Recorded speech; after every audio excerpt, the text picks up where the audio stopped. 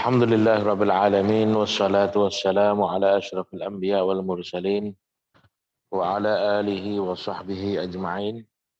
Ya ayyuhalladzina amanu taqullaha haqqa tuqatih wa la tamutunna illa wa antum muslimun. Subhanaka la ilma lana illa ma 'allamtana innaka antal alimul hakim. Rabbi shrah li sadri wa yassir li amri wa hlul 'uqdatam min lisani yafqahu qawli. Bapak-bapak, saudara sekalian, yang insya Allah kita senantiasa mengharapkan rahmat dan ridha Allah Subhanahu wa Ta'ala. Lagi dan lagi kita harus selalu senantiasa bersyukur kepada Allah Subhanahu wa Ta'ala. Karena Allah Subhanahu wa Ta'ala telah memudahkan kita untuk datang ke rumah. Ini merupakan tanda kebaikan, alamatul khair. Tanda kebaikan yang sedang terjadi pada diri kita.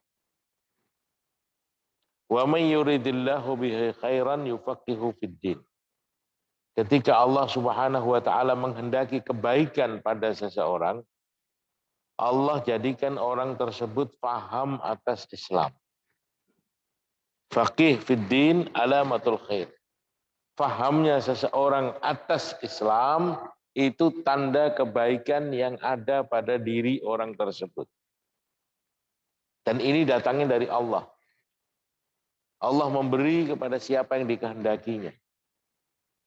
Maka ketika Allah berkehendak untuk mendatangkan kebaikan kepada kita, kita harus bersyukur. La in syakartum la azidan. Kalau kamu bersyukur, aku akan tambahkan. Wala in kafartum inna adzabi lasyadid. Tapi ketika kamu tidak bersyukur, kamu kufur atas nikmat yang Allah berikan kepada kamu, maka aku akan datangkan azab.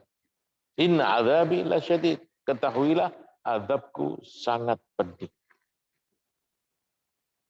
Cuma hari ini manusia akan selalu dan senantiasa bersyukur ketika dia mendapatkan kenikmatan-kenikmatan duniawi. Karena dia yakin itulah nikmat yang sebenarnya. Maka dia bersyukur. Sehingga Allah Subhanahu wa taala sindir di dalam Al-Qur'an, wa ammal insanu idza mabtalahu rabbuhu faqadara alaihi rizqahu fayaqulu rabbi ahana. Ketika manusia dikasih kenikmatan, karunia, rizki, uang, harta, benda, maka dia mengatakan, saat ini Allah sedang cinta dengan saya. Tapi ketika dia diuji dengan kesempitan, diuji dengan masalah, maka langsung berubah sangka buruk kepada Allah, sehingga dia mengatakan, Rabbi ahanan, Allah, Tuhanku menghinakan aku. Maka setelah ayat tersebut Allah katakan, kalla, sekali-kali tidak. Sangkaan kamu itu salah, keliru wahai manusia. Bukan berarti ketika disempitkan hartamu, kemudian kau dihinakan oleh Allah. Bisa jadi karena saat ini kau lupa kepada Allah. Kau jauh dari Allah. Allah datangkan ujian kepada kamu supaya kamu lebih dekat kepada Allah. Karena banyak manusia seperti itu. Ketika dia berada di tengah-tengah gelimangnya harta, benda, pangkat, jabatan, kemewahan, dia lupa bahwa ini semua datang dari Allah yang harus digunakan taat kepada Allah. Dia lupa. Maka Allah masih sayang dengannya. Allah masih cinta kepadanya. Allah datangkan ujian. Supaya apa? Supaya dia lebih dekat dengan Allah.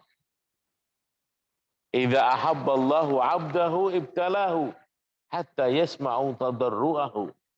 Ketika Allah cinta kepada seorang hamba, Allah datangkan ujian. Tujuannya apa? Hatta yasma'u tadarruahu. Karena Allah rindu dengan rintihan dia. Allah mau mendengar jeritan dia di hadapan Allah di malam hari. Allah mau dengar doa-doa dia, minta kepada Allah, merengek-rengek kepada Allah, menangisnya dia di hadapan Allah. Ini yang Allah inginkan atas seorang hamba dengan didatangkannya ujian. Maka Bapak Saudara sekalian, yang perlu kita sampaikan pada saat ini dan berulang kali kita harus sampaikan bahwa ketika kita diberikan oleh Allah kemampuan untuk melakukan sholat subuh berjamaah, setelah itu kita masih sabar duduk di dalam majelis taklim, itu tandanya Allah cinta kepada kita. Ini yang perlu kita sampaikan berulang kali sampai kita ini paham. Bahwa kemudahan kita untuk taat kepada Allah itu kenikmatan besar. Karunia yang agung yang harus kita syukuri. Kalau kita syukuri, Allah tambah lagi kenikmatan. Allah tambah lagi kenikmatan. Allah tambah lagi kenikmatan. Mungkin saat ini kita baru bisa sholat tepat waktu, sholat subuh saja. Mungkin. Ketika kita bersyukur atas nikmat ini, Allah tingkatkan. Kita bisa sholat 5 waktu berjamaah. Mungkin saat ini kita bisa duduk di dalam taklim sepekan sekali. Karena kita syukur, Allah tambahkan waktu kita untuk agama Allah. Waktu-waktu yang berharga, waktu-waktu yang mahal. Ketika kita duduk di dalam majelis-majelis zikrullah. Majelis-majelis ilmu. Ini kata Nabi SAW adalah taman-taman surga. Idza marartum bi riyadil jannah farta'u. Ketika kamu melewati taman-taman surga, datangilah taman surga itu. Wa ma riyadul jannah ya Rasulullah? Apa yang dimaksud dengan taman-taman surga itu ya Rasulullah? Tanya sahabat. Nabi menjawab, hailatul dzikr. Taman-taman surga itu adalah majelis-majelis zikrullah. Majelis-majelis yang bicara kebesaran Allah. Majelis-majelis yang mengingat Allah. Majelis-majelis yang mempelajari firman-firman Allah. Hadis-hadis Rasulullah. Itulah taman-taman surga. Maka kita harus yakin bahwa ketika Allah Subhanahu wa taala dudukkan kita di dalam satu majelis setelah kita sholat subuh berjamaah, subhanallah, apalagi tadi malam kita bangun untuk melakukan sholat tahajud, ini semua adalah sesuatu yang sangat besar yang Allah Subhanahu wa taala berikan kepada orang-orang yang dicintainya, yang harus sama-sama kita syukuri bersama. Maka istiqomah itu penting. Istiqomah itu yang menyebabkan amal kita ikhlas. Istiqomah itu yang menyebabkan kita mati dalam keadaan husnul khatimah. Istiqomah itu yang menyebabkan setan nggak mampu menggoda kita. Kenapa? Karena istiqomah. Karena istiqomah dia akan ikhlas. Karena istiqomah setan takut menggoda dia. Kenapa takut setan? Karena dia sudah istiqomah.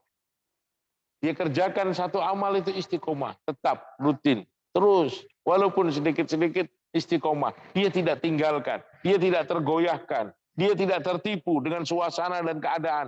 Dia terus dalam keadaan taat kepada Allah. Inilah orang yang akan mati dalam keadaan husnul khatimah. Karena keistiqomahan tadi. Maka jangan sampai kita kadang datang, kadang tidak, kadang hadir, kadang absen. Kadang semangat, kadang malas, kadang mau, kadang enggan, kadang suka, kadang tidak. Nah ini namanya tidak istiqomah. Dan ini berbahaya. Bahayanya apa? Ketika kita malas, ketika kita libur, ketika kita cuti, saat itu datang kematian. Nah ini.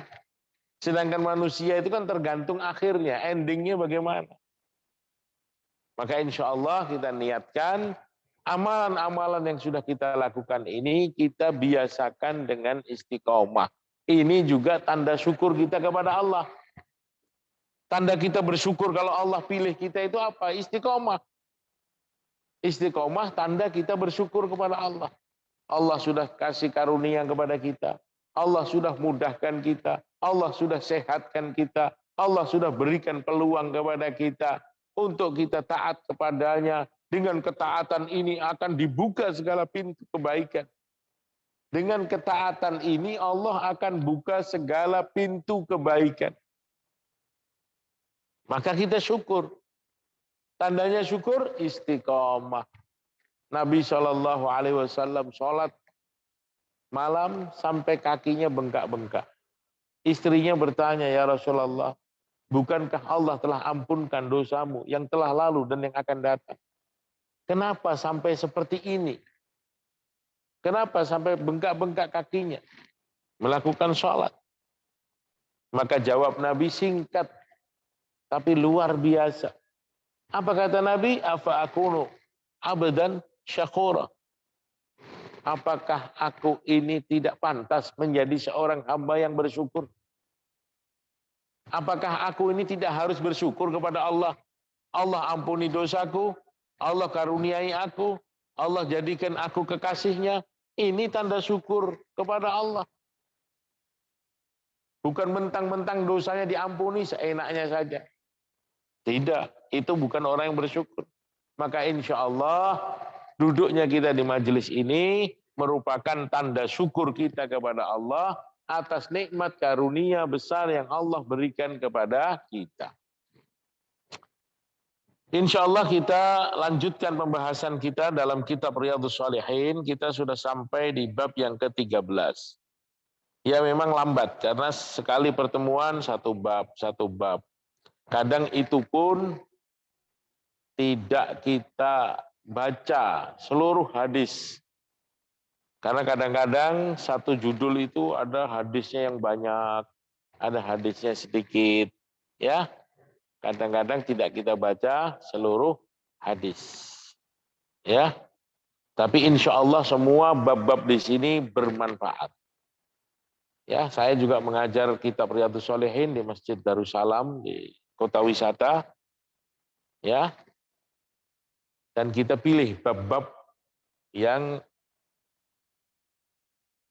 memang diperlukan saat itu untuk disampaikan. Seperti itu. Ya. Namun karena di sini dekat, nggak apa-apa. Kita teruskan saja dari satu bab ke bab berikutnya. Karena setiap bab ini bergandengan, berurutan. Sehingga kita memahaminya jelas, enak.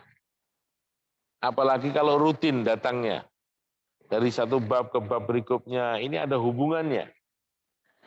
Insya Allah kitab ini dikarang oleh Imam Nawawi rahimahullah dengan basirah, dengan mata hati. Dengan kezuhudan yang luar biasa. Dengan keilmuan yang sangat tinggi. Dengan doa, dengan tawajuh kepada Allah Subhanahu wa taala. Sehingga apa? Sehingga susunan dari satu bab ke bab berikutnya memang betul-betul sangat bermanfaat untuk kehidupan kita. Ketika kita perhatikan dari satu bab ke bab berikutnya, subhanallah, kita cukup menjadikan penjelasan-penjelasan ini sebagai pedoman dalam kehidupan kita. Dan insya Allah kita tidak bingung lagi dalam menjalani kehidupan. Kita tidak risau lagi dalam menjalani kehidupan. Semuanya jelas, panduannya ada. Tinggal jalankan saja. Insya Allah itu adalah jalan-jalan kebenaran yang akan membawa kita ke surganya Allah Subhanahu wa taala. Babun fi bayani kasrati turuqil khair. Bab yang menerangkan banyaknya jalan kebaikan. Maksudnya apa ini? Banyaknya jalan kebaikan. Allah Subhanahu wa taala itu adil. Allah Subhanahu wa taala itu sangat sayang dengan kita. Sehingga setiap orang Allah berikan kepadanya jalan untuk menuju ke surga. Diberikan jalan menuju pada kebaikan. Setiap orang. Bukan hanya si fulan, bukan hanya si fulan, tidak. Setiap orang. Dari raja sampai budak. Yang dirinya bukan milik dia. Punya jalan ke surga. Dari kaya sampai miskin. Punya jalan ke surga. Orang Arab atau orang Ajam punya jalan ke surga. pejabat atau rakyat punya jalan ke surga. Setiap orang punya jalan ke surga. Artinya apa? Dia bisa melakukan amalan-amalan yang akan membawa dia ke surga. Surga bukan milik orang kaya. Surga bukan milik orang Arab. Surga bukan milik pejabat, tapi milik setiap orang yang mau masuk ke dalamnya. Maka Allah Subhanahu wa taala berikan jalan bagi setiap orang. Untuk apa? Untuk menuju jalan kebaikan tersebut. Semua bisa. Jadi tidak ada alasan. Oh, saya kan orang miskin. Saya nggak bisa menunaikan ibadah haji. Ongkosnya mahal. Saya kan orang miskin. Saya nggak bisa bersedekah. Makan aja susah. Lalu bagaimana saya mau masuk surga? Bukan begitu. Semua jalan itu sudah Allah berikan. Kenapa? Karena Allah sayang kepada kita. Allah itu adil. Allah itu Tuhannya orang kaya dan Tuhannya orang miskin. Tuhannya siapa saja. Jadi kita jangan merasa tidak mampu untuk mendapatkan kebaikan-kebaikan dari Allah Subhanahu wa taala. Ini maksud daripada bab ini. Ayat yang pertama, kalau Allah Ta'ala, wa ma taf'alu min khairin fa innallaha bihi alim. Apa-apapun yang kamu lakukan min khairin dari kebaikan, fa innallaha bihi alim. Allah Subhanahu wa taala mengetahuinya. Jadi kita ini nggak usah cerita-cerita. Nggak usah dibicarakan. Oh, saya tadi malam sholat tahajud sekian rakaat. Saya sudah bersedekah sekian banyak. Saya pergi haji tahun ini, tahun itu, tahun ini, tahun itu. Dihitung-hitung, diingat-ingat. Enggak. Wa ma taf'aluhu min khairin fa innallaha bihi alim. Apa-apapun yang kamu lakukan dari amal kebaikan, itu semua diketahui oleh Allah. Kamu catat atau tidak di buku diari, ditulis atau tidak di kalender, setiap amal yang kita lakukan dari kebaikan, sekecil apapun, itu semua diketahui oleh Allah Subhanahu wa ta'ala. Ayat yang kedua, wa qala ta'ala, wa ma taf'alu min khairin ya'lamhu Allah. Kalimatnya berbeda, artinya hampir sama. Bahwa apa-apa yang dikerjakan oleh manusia dari kebaikan-kebaikan yang pernah dia lakukan, tenang, itu sampai kepada Allah. Itu dicatat sama Allah. Diketahui oleh Allah. Dan amalan-amalan itu akan berjumpa dengan kita di akhirat nanti. Tidak usah ragu, kerjakan aja amalan itu. Amalan ini, amalan itu, kan banyak jalan-jalan untuk berbuat amal. Ya, menyingkirkan batu di jalan itu juga amal. Senyum kepada orang itu juga amal. Jadi amal itu bukan sesuatu yang memerlukan uang, memerlukan tenaga berat sehingga susah dikerjakan. Enggak. Banyak jalan-jalan kebaikan yang nilainya pahala di sisi Allah Subhanahu wa taala. Dan ketika itu dilakukan oleh seseorang, dia mendapat poin catatan. Dan itu akan sampai kepada Allah Subhanahu wa ta'ala. Jadi kita buat aja amal. Terkadang kita ini nggak tahu amal mana yang diterima oleh Allah. Amal mana yang akan menjadi jaminan kita masuk ke dalam surga. Kita nggak tahu. Maka kita buatlah amal sebaik-baiknya dan sebanyak-banyaknya. Sehingga amal-amal yang kita lakukan di dunia ini sampai kepada Allah Subhanahu wa ta'ala. Yang tadi pertama surat Al-Baqarah ayat 215. Yang kedua surat Al-Baqarah ayat 197. Wa qala ta'ala, dan Allah Subhanahu wa ta'ala berfirman, "Faman ya'mal mithqala dzarratin khairan yarah." Barang siapa yang beramal sebiji sawi, sebiji atom, sekecil apapun, ya, dari kebaikan akan nampak di sisi Allah. Dan siapa yang mengerjakan keburukan sekecil apapun juga akan nampak. Kita tidak usah khawatir. Catatan yang diperintahkan oleh Allah untuk dicatat oleh malaikat itu rapi, jelas. Sekecil apapun tidak akan meleset. Dan nanti akan nampak di akhirat. Maka sebagian orang malu sampai rontok daging wajahnya. Kenapa? Karena dia kaget, dia tidak nyangka amalan-amalan yang dia lakukan di dunia, sekecil apapun kebaikan atau keburukan, semuanya nampak dengan jelas. Mali hadzal kitab la yughadiru saghiratan wala kabiratan illa ahsaha. Oh, begitu hebat kitab catatan ini. Luar biasa kitab catatan ini. Sekecil ini pun nampak. Maka saking malunya manusia di akhirat nanti, karena sebab nampaknya perbuatan-perbuatan yang pernah dia lakukan di dunia, walaupun perbuatan itu sudah dia tutup-tutupi. Seakan-akan tidak ada orang yang tahu, tidak ada orang yang dengar, tidak ada orang yang melihat. Ternyata semuanya nampak di akhirat. Saking malunya orang itu rontok daging wajahnya. Maka kita nggak usah khawatir. Buat aja amal yang baik. Dari jalan manapun kita lakukan amal. Punya kesempatan beramal dengan cara ini, lakukan. Punya kesempatan amal dengan cara ini, lakukan. Punya kesempatan amal dengan cara ini, lakukan. Ada seseorang yang memang dia malas, penakut, tidak punya. Ya, dia datang kepada Nabi SAW. Dia tanya amalan apa yang baik ya Rasulullah, disampaikan oleh Nabi, dia tidak bisa.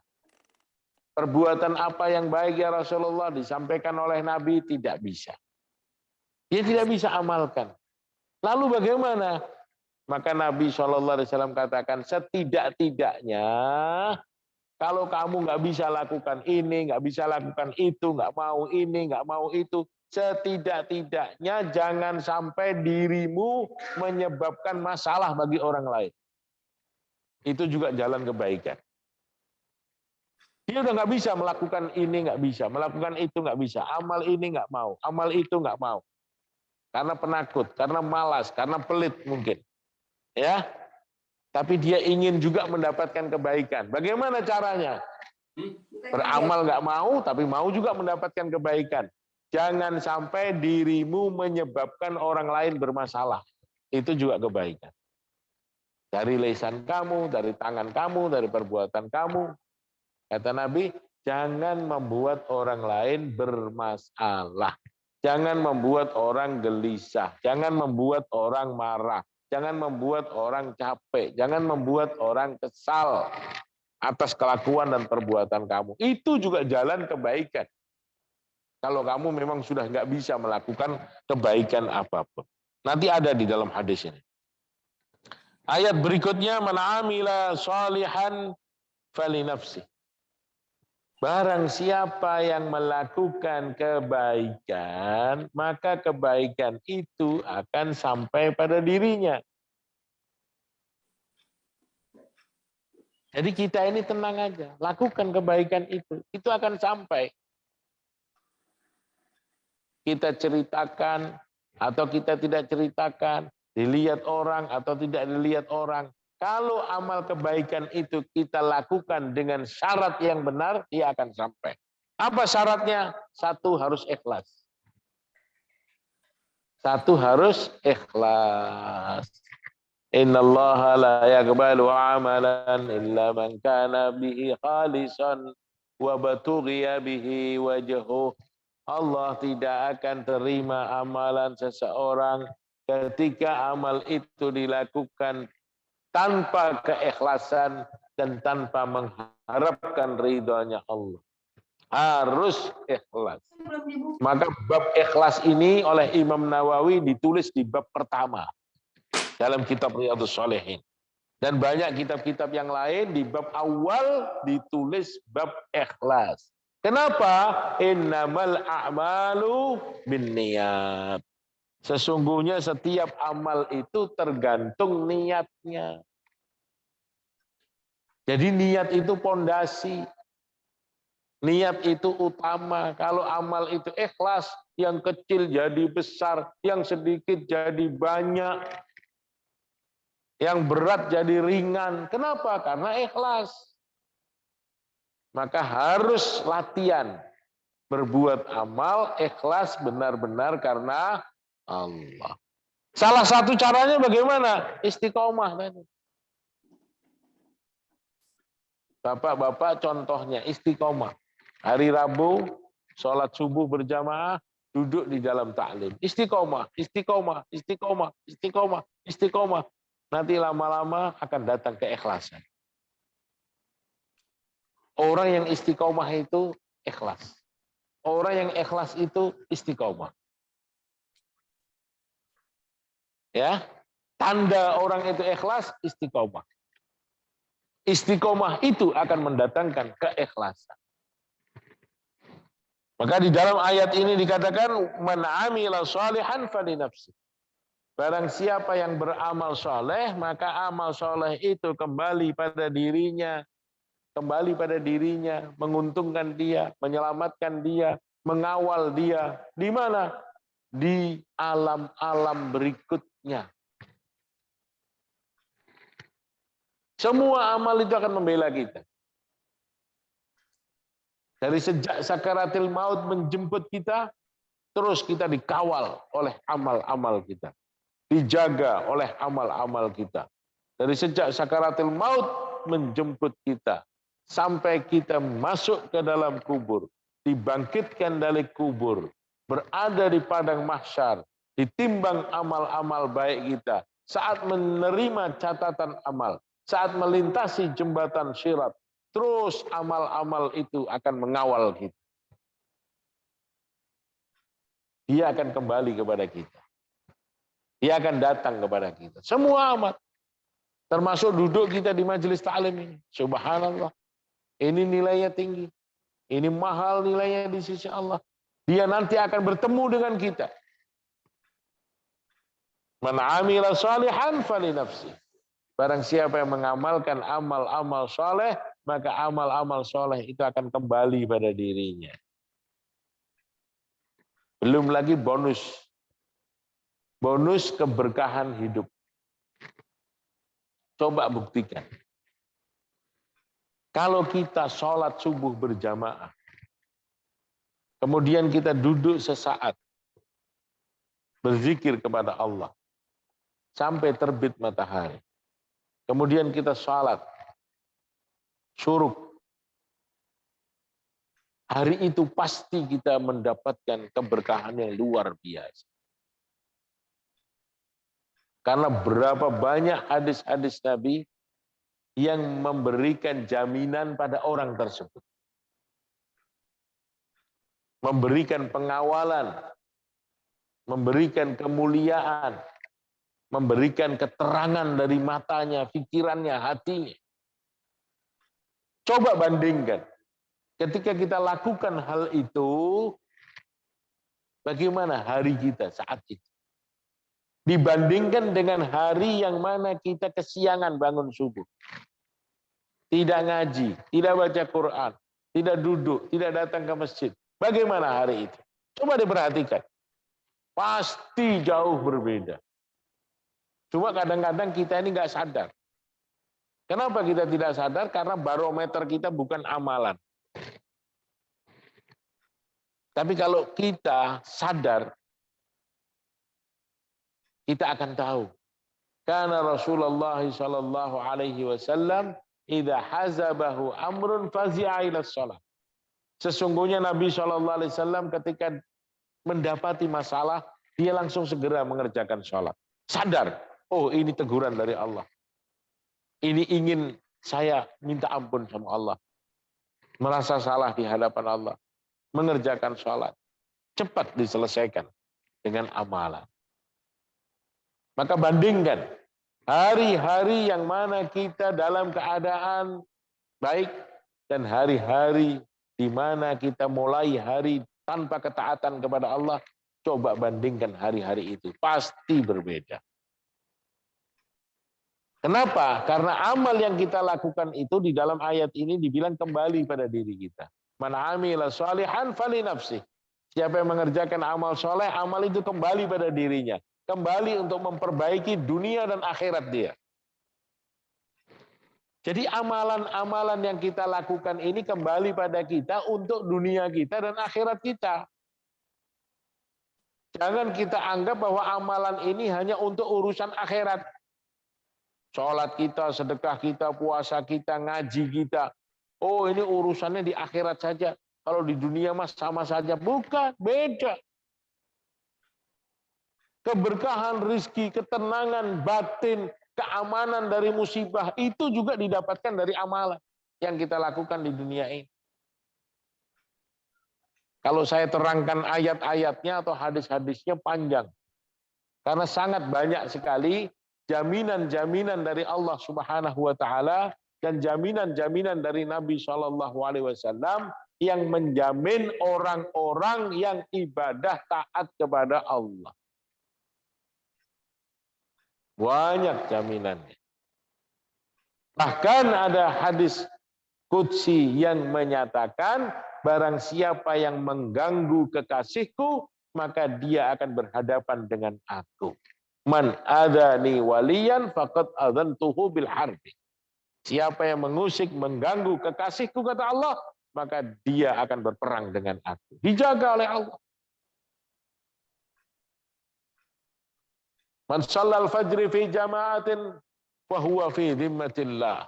Siapa yang sholat subuh berjamaah, maka dia dijaga oleh Allah. Di bawah pengawalan Allah, penjagaan Allah. Banyak lagi. Maka kita istiqomah, lakukan amalan tersebut dan serahkan amal itu kepada Allah Subhanahu wa taala. Man 'amila sholihan fali nafsih. Siapa yang beramal soleh maka amal soleh itu akan kembali pada dirinya sendiri. Surat Al-Jaziyah ayat 15. Wal ayatu fil babi katsiratun, dan ayat-ayat yang menerangkan, menyinggung bab ini banyak sekali. Wa amal haditsu fa katsiratun jiddan. Sedangkan hadis-hadis yang bercerita mengenai bab banyaknya jalan menuju kebaikan itu banyak sekali, kata Imam Nawawi. Katsiratun jiddan, banyak sekali. Wa hiya ghairu munhasiratin fanadhkuru tarafan minha. Dia tidak terhingga, banyaknya banyak sekali. Namun saya akan mengutip beberapa hadis saja yang penting-penting. Al-awwal, yang pertama, an Abi Dzarrin Jundub bin Junadah radhiyallahu anhu qala qultu ya Rasulullah ayyul a'mali afdal qala al-imanu billah wal jihadu fi sabilihi. Ini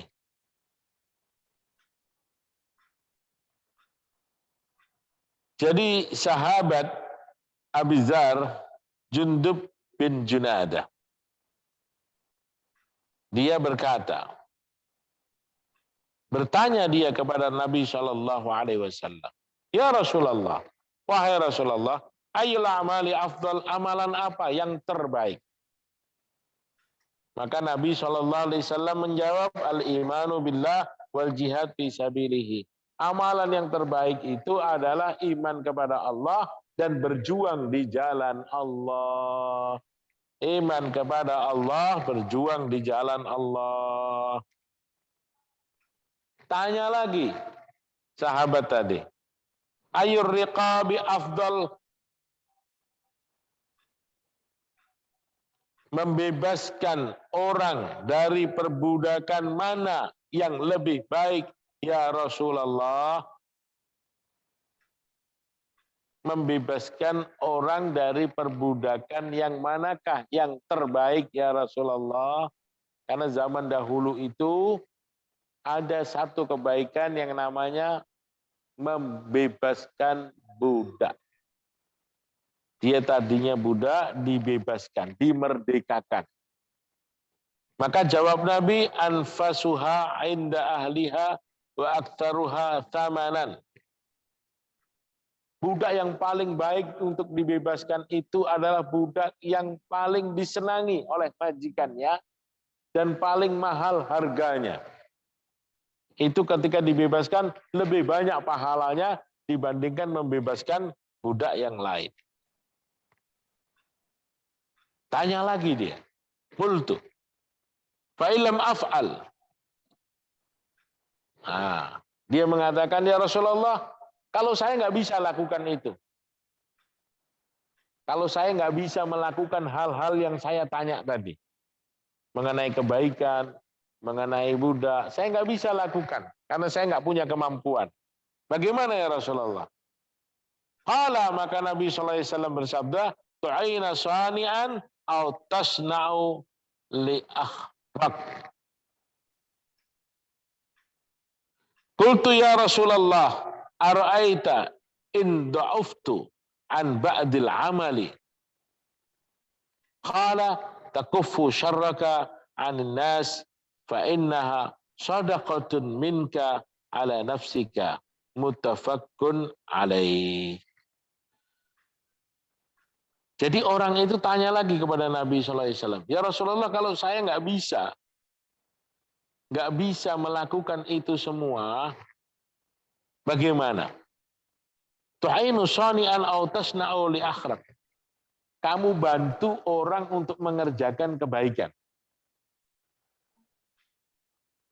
Misalnya kamu punya keahlian apa? Kamu bantu orang dengan keahlian kamu.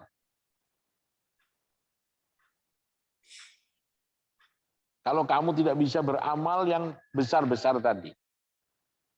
Beramallah dengan apa yang kamu miliki. Kamu punya tenaga, kamu punya suara, kamu punya tangan, kamu punya apa. Bantu orang untuk mengerjakan pekerjaannya dengan diri kamu. Maka dia mengatakan, qultu ya Rasulullah, aku mengatakan, ara'aita in da'uftu an ba'dil amal. Ya Rasulullah, engkau kan tahu, Baginda kan tahu bahwa saya ini kan lemah dalam amalan.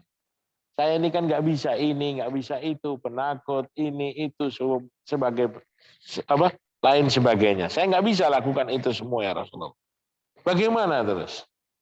Padahal saya juga ingin mendapatkan amalan. Nah, maka jawab Nabi SAW, qala takufu syarraka 'anin nas. Hindarkan keburukan kamu dari manusia. Jangan kau melakukan sesuatu yang menyebabkan orang susah. Hindarkan keburukan, kejelekan kata-katamu, sikapmu, tanganmu, pandangan matamu dari manusia. Hindarkan. Jangan bikin masalah pada orang lain. Fa innaha shadaqatun minka. Itu artinya sedekah dari kamu ala nafsika, untuk diri kamu sendiri. Seseorang tanya kepada Nabi, amalan apa yang baik ya Rasulullah?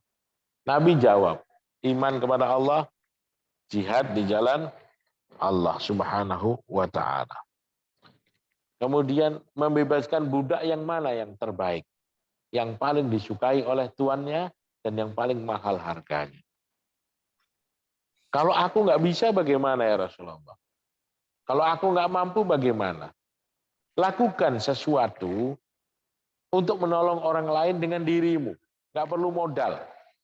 Kamu punya suara, kamu punya tangan, kamu punya kaki. Lakukan untuk memudahkan urusan orang.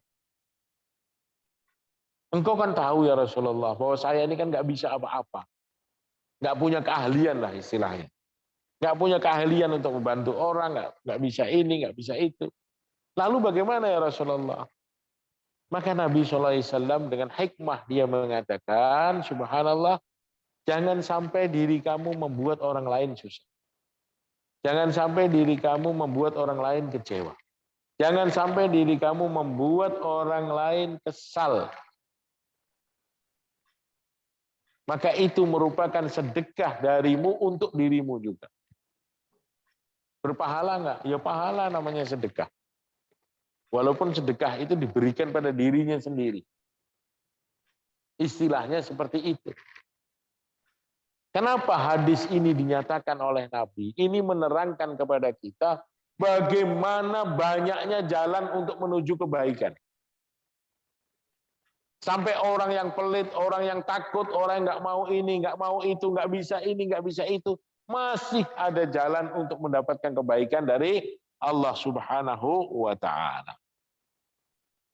Hadis yang kedua, an Abi Dzar aidan radhiyallahu anhu, anna Rasulullah sallallahu alaihi wasallam qala yusbihu ala kulli sulama min ahadikum sadaqah wa kullu tasbihatin sadaqah wa kullu tahmidatin sadaqah wa kullu tahlilatin sadaqah wa kullu takbiratin sadaqah wa amrun bil ma'rufi sadaqah wa nahyun 'anil munkari sadaqah wa yujzi'u min dalika rak'atani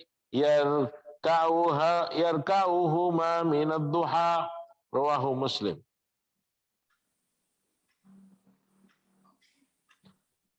Dari Abi Dzar juga, semoga Allah meridhoinya, sesungguhnya Rasulullah Shallallahu Alaihi Wasallam bersabda, di pagi hari setiap tulang rusuk kita ini ada hak untuk bersedekah. Maka setiap tasbih itu sedekah. Setiap tahmid itu sedekah. Setiap tahlil itu sedekah. Setiap takbir itu sedekah. Amar ma'ruf itu sedekah. Mencegah kemungkaran itu sedekah.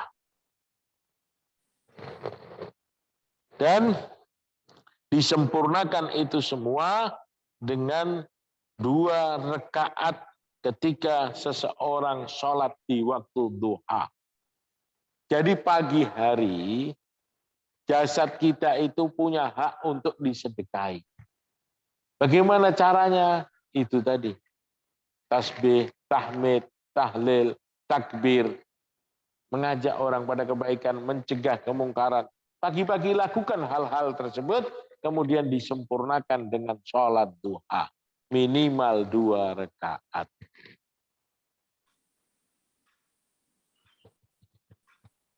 Itu tidak susah. Itu tidak sulit. Nggak perlu uang, nggak perlu tenaga yang berat-berat. Kita sudah mampu bersedekah sekian banyak. Kita sudah bisa menunaikan hak-hak daripada tubuh kita untuk diajak taat kepada Allah Subhanahu wa Ta'ala. Satu hadis lagi.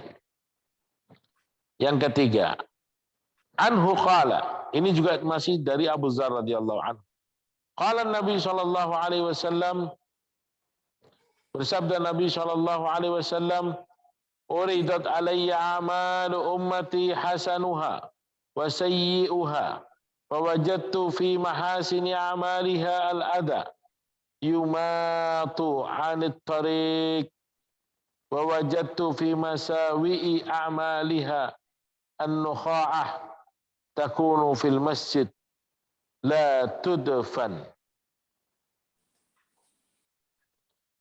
Ditunjukkan di hadapanku amal-amal umatku yang baik dan yang buruk. Maka aku mendapatkan di antara kebaikan di antara kebaikan amalan umatku itu apa? Menyingkirkan batu dari jalan. Ada batu di jalan yang mengganggu orang lewat, disingkirkan. Dia berpikir bagaimana orang itu jalan enak, jalannya nyaman. Ada kotoran, dibersihkan. Ada batu, disingkirkan. Dan aku juga mendapatkan dalam keburukan amal di antara umatku itu adalah orang yang meludah di tanah tapi tidak dikuburkan ludahnya. Itu amal yang menyebabkan tanda buruk atas amal-amal kebaikan kita. Ada orang punya amal baik yang banyak, di antaranya menyingkirkan batu di jalan. Ada orang punya amal buruk yang banyak, di antaranya dia meludah dan ludahnya itu tidak dikubur, tidak ditanam dengan tanah. Nah ini, makanya Islam pun sampai mengajarkan kepada kita tidak boleh meludah sembarangan, apalagi di sekitar masjid.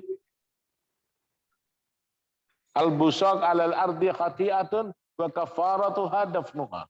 Meludah di atas tanah itu salah, dan kafarohnya menebus kesalahan itu bagaimana? Dafnuha, dikubur ludah itu. Sehingga ketika ada penyakit tidak menular kepada orang. Tidak membuat orang geli, jijik atas ludah tersebut. Anhu anna nasa qalu ya Rasulullah dhahaba ahlud dusuri bil ujuri yusalluna kama nusalli wa yasumuna kama nasum wa yatasaddaquna bi fuduli amwalihim. Ini orang-orang kampung, orang-orang datang kepada Nabi SAW, orang-orang miskin. Orang-orang miskin datang kepada Nabi SAW bertanya, wahai Rasulullah, orang-orang kaya itu sholat seperti kita orang miskin ini sholat. Orang-orang kaya sholat seperti kami orang miskin sholat. Mereka puasa seperti kami puasa. Tapi mereka bisa bersedekah dengan uangnya yang ada, yang banyak. Sedangkan kami kan orang miskin, nggak bisa bersedekah karena kami nggak punya uang.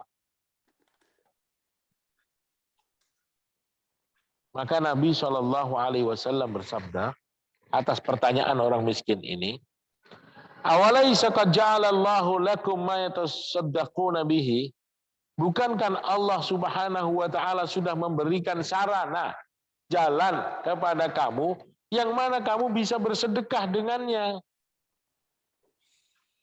Inna bikulli tasbihatin sedekah. Setiap tasbih itu sedekah, wa takbiratin sedekah. Takbir itu sedekah, wa kullu tahmidatin sedekah. Tahmid itu sedekah, wa kulli tahlilatin sedekah. Setiap tahlil itu sedekah. Wa amru bil ma'ruf sedekah. Amar ma'ruf, mengajak orang kebaikan itu sedekah, dan mencegah orang dari kemungkaran juga sedekah. Wa fi bud'i ahadikum sedekah. Jadi amalan-amalan sedekah itu sangat banyak.